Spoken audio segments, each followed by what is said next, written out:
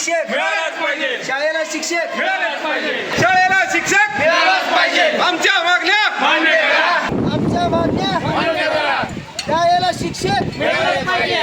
धाराशिव जिल्ह्यातील सांजा जिल्हा परिषदेच्या शाळेला 9वी आणि 10वीचा वर्ग मिळाल्याने गावकरी आनंदित झाले, परंतु या 9वी आणि 10वीच्या विद्यार्थ्यांना शिकवणारे शिक्षकच नसल्याने आता गावकऱ्यांनी शाळा बंद केली. माझ्यासोबत गावकरी आहेत, काय सांगाल, काय तुमची मागणी आहे नेमकी? सर, आम्ही 2018ला शासनाकडे पाठपुरावा करून 9वी 10वीला मान्यता मिळवली आणि मान्यता मिळाल्यापासून एवढा आनंद झाला, पण त्या क्षणिक आनंद होता.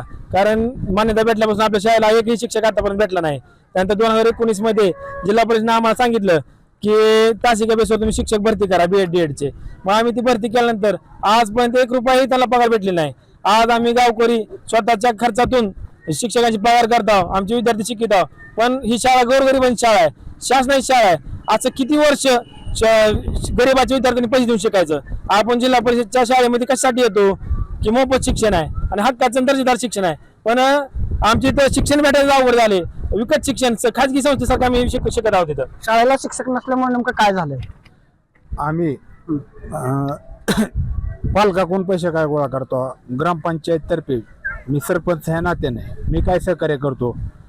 पण असं का बरं, पटसंख्या आमची बघा, महाराष्ट्रात 2 नंबरला शाळा आहे आमची. आणि इथं जे मालकीचे आहे काय खाजगी शाळा आहे त्या इथली पटसंख्या बघा, आमच्या इथलं रिझल्ट बघा, शाळेची सुधारणा बघा. तुम्ही शिक्षक देऊ शकत नाही म्हणजे तुम्ही शिक्षक देत नाही तर खुर्च्या खाली करा.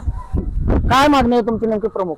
आमची मागणी फक्त एवढीच आहे की 9वी 10वीचे जे वर्ग आहेत आज 5-6 वर्ष झालं की असंच आम्ही लेकराकडून पैसे घेऊन जमा करून काय गावकरीकडून जमा करून आम्ही ही शिक्षकाची पेमेंट देत आहोत.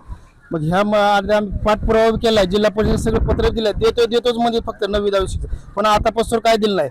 मग आज कटाळून आम्ही लास्टला कुलूप लावलेला आहे. पुढील काय दिशा असणार आज कुलूप? ही तर ह्याची जर मागणी नाही लवकर मागणी केली तर आम्ही सगळी लेकरं जिल्हा परिषदेमध्ये जाऊन सगळे गेट बंद करून ते जिल्हा परिषदेमध्ये काय करायचे सांगायचं, पुन्हा दाखवू त्यांना काय ते सांगायचं परिस्थिती नाही. ते सांगा ग्रामस्थ ज्यांनी आता आपल्या शाळेसाठी असणारे तळमळी पोटी शाळेला कुलूप लावले आणि सरकार इकडे वल्गना करते की जिल्हा परिषदेच्या शाळा टिकल्या पाहिजे.